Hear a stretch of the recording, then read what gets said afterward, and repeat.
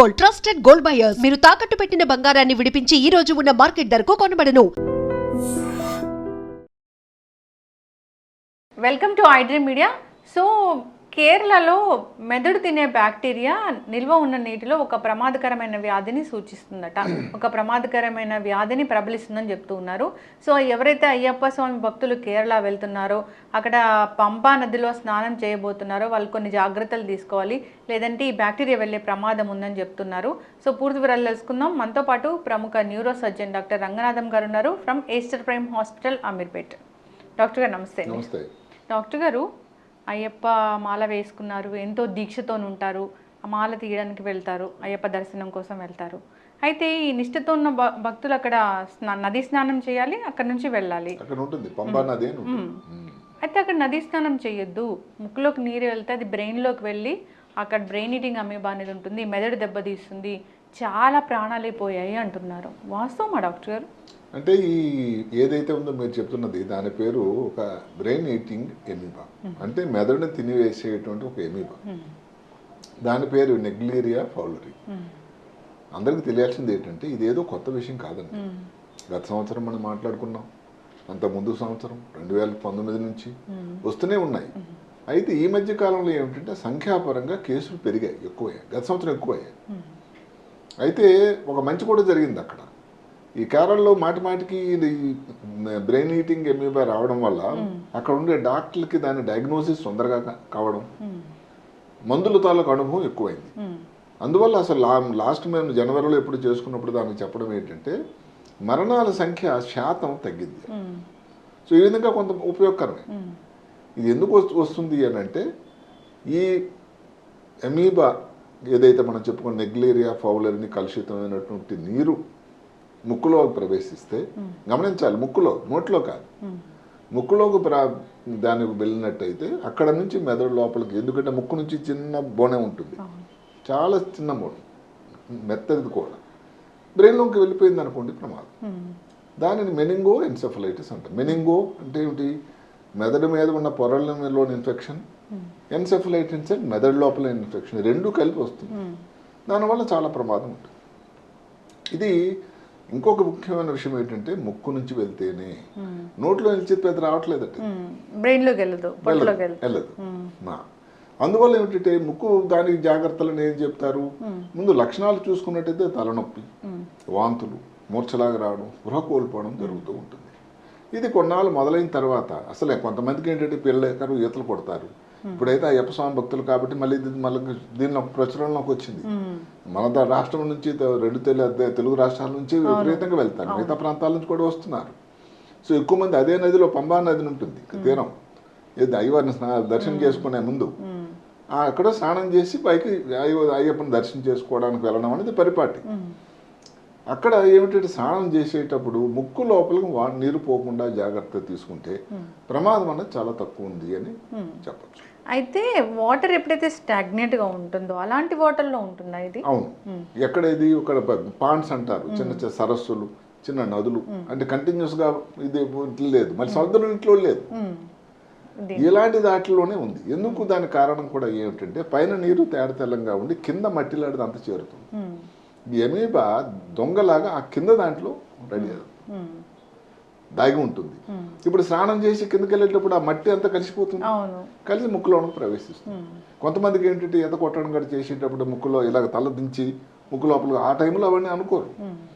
So అప్పుడు కూడా డాక్టర్లు అందరికీ చెప్పడం ఏంటంటే ఈత కొట్టినా కూడా స్నానం చేసుకున్నప్పుడు కూడా ముక్కు పట్టుకొని చేయడం కానీ, ముక్కు ఒక క్లిప్ పెట్టుకోవడం కానీ కొంతమంది చేస్తూ ఉంటారు, చూస్తుంటారు. లేదు అన్నట్టయితే అసలు పైన తల ఇలాగ పెట్టుకొని అయ్యా నువ్వే ఉన్నావు అనుకుని ముక్కు లోపల వాటర్ పోకుండా ఒక సూచన ఇచ్చినట్టయితే నేను కూడా పెద్ద ప్రమాదం రాకపోవడానికి ఆస్కారం ఉంది. సరే కదా, దేవుడిని నమ్మే వ్యక్తిగా అయ్యవారు ఎలాగే ఉన్నారు, ఇలాంటి వాళ్ళకి ఇబ్బంది రాకుండా చూసుకుంటాడు ఆయన. ఎవరిని భయపెట్టే ప్రయత్నం కాకపోయినా అందరికి తెలియాల్సింది ఏంటంటే ఈ వ్యాధి ఏదైతే సెరిబ్రల్ మెనింగో ఎన్సెఫలైటిస్ ఏదైతే ఉందో, ఎమీబిక్ ఎన్సెఫలైటిస్ అనేది మొదటిసారి వచ్చింది కాదు. ఎందుకు? ఈ కేరళ రాష్ట్రంలోనే ఎక్కువ ఇది. కోవిడ్ కూడా అక్కడే అక్కడే వచ్చింది, మిగతా కూడా అక్కడే వచ్చాయి. మిగతా ప్రాంతాల్లో కూడా నార్త్ ఇండియాలో కూడా 2-3 చోట్ల అక్కడ కొన్ని కేసులు వచ్చాయి, కానీ ఎక్కువ శాతం మాత్రం అక్కడే. ముంబైలో మనం మాట్లాడుకున్నాం ఇంతకుముందు కూడా. అందుకని ఇది వచ్చిన దృష్ట్యా ఇప్పుడు ఏంటంటే ఇప్పుడు ఎక్కువ జనసమ్మర్దం, ఎక్కువ మంది భక్తులు వెళ్ళేటువంటి సమయం కాబట్టి జాగ్రత్తలు అయితే తప్పకుండా తీసుకోవాలి. జాగ్రత్తలనే కాకుండా ఇలాంటి కానీ ఈ మధ్యన స్నానం చేశారు, తలనొప్పి ఏదో వచ్చింది, జ్వరం వచ్చింది, తప్పకుండా మీరు డాక్టర్ సందర్శించండి. కేరళలోని ఇంకేంటంటే కేరళ డాక్టర్లకు దీని మీద ఉన్నటువంటి అవగాహన ఎక్కువ ఉంది. పాతకాలంలో చెప్పేవాళ్ళు అమెరికాలో ట్యూబర్క్లోసిస్ గురించి అవగాహన లేదు, ఎందుకంటే అక్కడ ట్యూబర్క్లోసిస్ కనబడదు, మన దగ్గర ఎక్కువ. కాబట్టి అక్కడ కానీ ఎవరైనా పేషెంట్కి ట్యూబర్క్లోసిస్ ఉండేటట్టయితే లాస్ట్ వరకు మిస్ అవ్వడానికి ఆస్కారం ఉంది. ఏ కారణం వలనైనా కానీ కేరళలో ఈ కష్టం మీద అవగాహన వాళ్ళకి ఎక్కువ ఉంది కాబట్టి అది తిరువనంతపురం కానీ పాలక్కాడ్ కానీ ఇలాంటి ప్రాంతాల్లో ఉంది కాబట్టి డెఫినెట్గా అక్కడ వాళ్ళని సందర్శించినట్టయితే వాళ్ళకి ఆల్రెడీ దీని మీద కొన్ని సంవత్సరాల నుంచి పరిశోధనలు చేశారు కాబట్టి డెఫినెట్గా ముందు అక్కడ లక్షణాలు రాగానే ఊరికి వచ్చి చూపించుకుందామని కాకుండా, ఎందుకంటే మిస్ అవ్వచ్చు, ఏదో లక్షణాలు లేదు ఒక 4-5 రోజు నుంచి మొదలవుతాయి నెమ్మదిగా తలనొప్పి. అయితే మనకు కావలసిన హిస్టరీలో ఏమిటంటే స్నానం చేసేటప్పుడు ముక్కు లోపల వాటర్ లేనిది లేదు, మామూలుగా వాటర్ తాగితే రాదు, ముక్కు లోపల నుంచి వెళ్ళాలి వాటర్. అది కానీ ఇష్టం ఉండేటట్టయితే మాత్రం ఈ మధ్యన భక్తులు వెళ్ళారు, ఇప్పుడు పంబా నదులు చేసేటప్పుడు ఎంతమంది ఇవన్నీ ఆలోచించుకొని చేస్తారు. అలాంటి వాళ్ళకి ఏ కారణం వల్ల కానీ తలనొప్పి కానీ వాంతులు కానీ ఇలాగొచ్చి మెడ నొప్పి కానీ వచ్చినట్టయితే తప్పకుండా డాక్టర్ సందర్శించడం.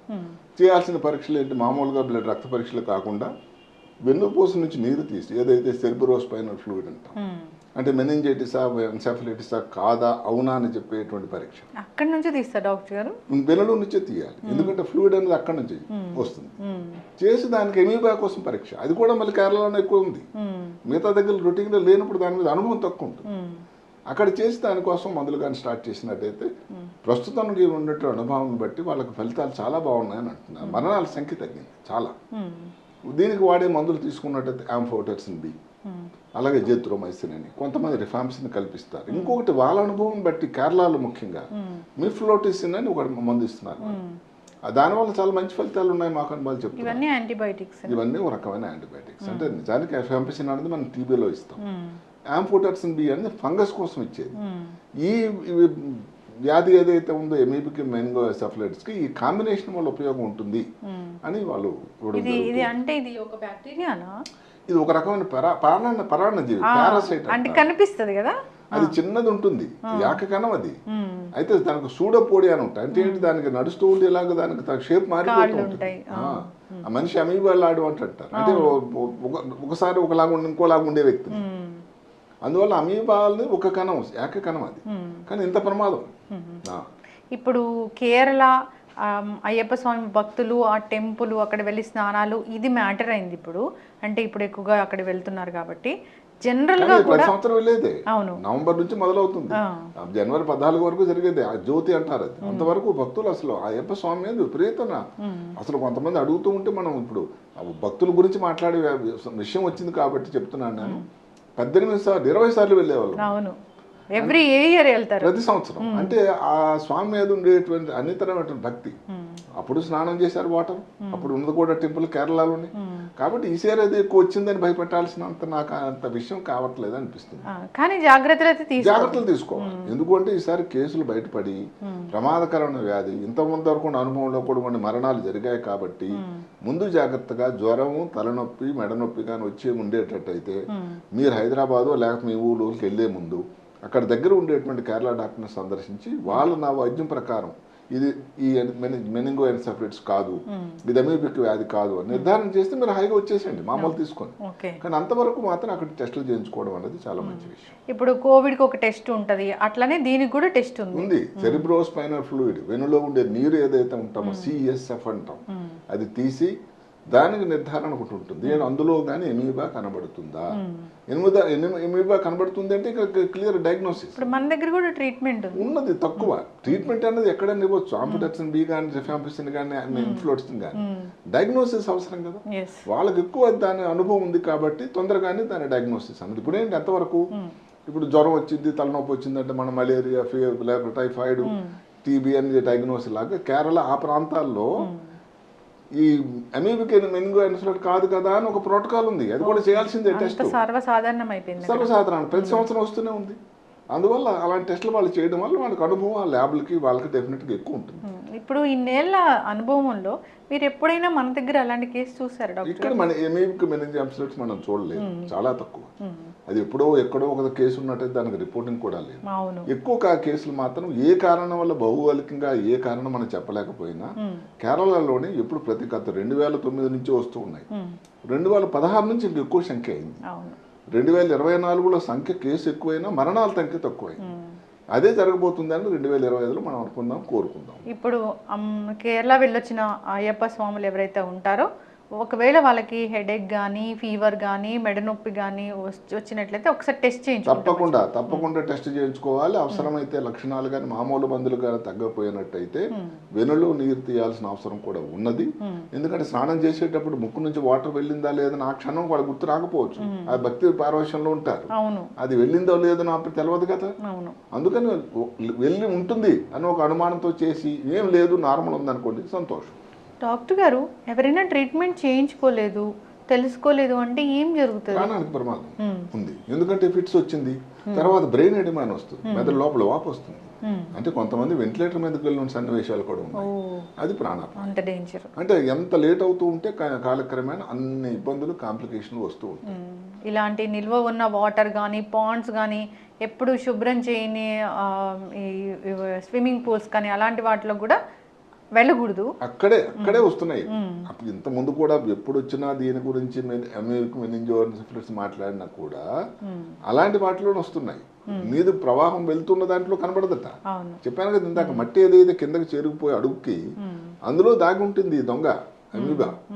అది కానీ మనం స్నానం చేస్తూ ఉంటుంది, ఆ మట్టి కాస్త పైకి వస్తుంది, కలిసిపోతుంది, అప్పుడు ముక్కులోకి వెళ్తుంది. ఎవరూ ఆలోచించుకోరు ముక్కు మూసుకొని దిగాలి, ముక్కులోకి నీళ్ళు పోకూడదు. ఇప్పటి వరకు అంటే ఈ వార్త వచ్చి వైరల్ అయ్యేంత వరకు కూడా దీని మీద అవగాహన లేదు. సరిగ్గా జాగ్రత్తలు తీసుకోవాలని కోరుకుందాం డాక్టర్ గారు. వెళ్ళొచ్చారు, జ్వరం వస్తుంది, తలనొప్పి ఉంది, తగ్గట్లేదు అన్నప్పుడు డాక్టర్ని సంప్రదిస్తే మంచిది, లేదంటే లేదు. నార్మల్ ఫీవర్ అంటే ఫీవర్ అంతే. అది ఒకసారి ఆ టెస్ట్ చేసి, ముఖ్యమైన టెస్ట్ ఏమిటంటే ఇదే. ఆ టెస్ట్ కానీ చేసి మీకు ఎమీబా సంబంధించిన వ్యాధి కాదు అంటే హాయిగా ఉండొచ్చు, దానికోసం మిగతా మందులు తీసుకుంటే సరిపోతుంది. భయపెట్టే ప్రయత్నం కాకపోయినా కేరళలో ఉన్నటువంటి భౌగోళిక పరిస్థితులు, ప్రస్తుతం వచ్చిన నంబర్ ఆఫ్ కేసులు చాలా ఎక్కువ వచ్చాయని వార్తలు చెప్తున్నాయి. అలాంటప్పుడు కాదు అని చెప్పడం అనేది పరీక్షలు చేసిన తర్వాతే, కాకపోవచ్చులే అని ధీమాగా ఉండడం మాత్రం కరెక్ట్ కాదు. చక్కటి ఇన్ఫర్మేషన్ డాక్టర్ గారు. ఇది కనుక్కోకపోతే ప్రమాదకరంగా చాలా ప్రాణానికి ప్రమాదం. అది నిజంగానే బ్రెయిన్ ఈటింగ్ అమీబా అంటే బ్రెయిన్ తినేస్తుందేమో అనే ఫీలింగ్ లో, అందుకే ఆ పేరు వచ్చింది దానికి.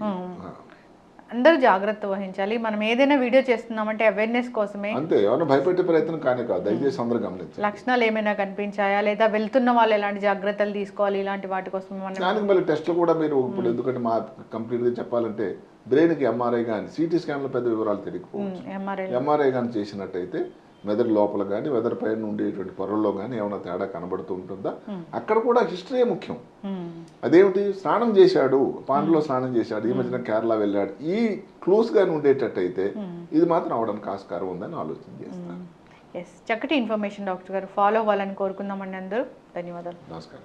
And for more videos, please subscribe to iDream. Please subscribe to iDream. Please subscribe iDream. And please subscribe to iDream. For more videos, subscribe to iDream. please like, share and subscribe to the channel. Congratulations, iDream. Subscribe to iDream. Subscribe to iDream. So subscribe to iDream Media. iDream ki iDream team andarki huge congratulations. Please subscribe iDream Media. Please subscribe to iDream. Subscribe iDream. Please subscribe to iDream. iDream అంటే నా కళల ఛానల్ను subscribe చేసుకున్న నోరు తిరుగుతలేదు, మీరైతే గంట గుర్తు కొట్టండి. For more such videos, please subscribe to iDream. Subscribe to iDream. Please subscribe to iDream. Please subscribe iDream Media. Please do subscribe to iDream. Please subscribe to iDream Media. For best entertainment and information, please subscribe iDream. And don't forget to subscribe to iDream.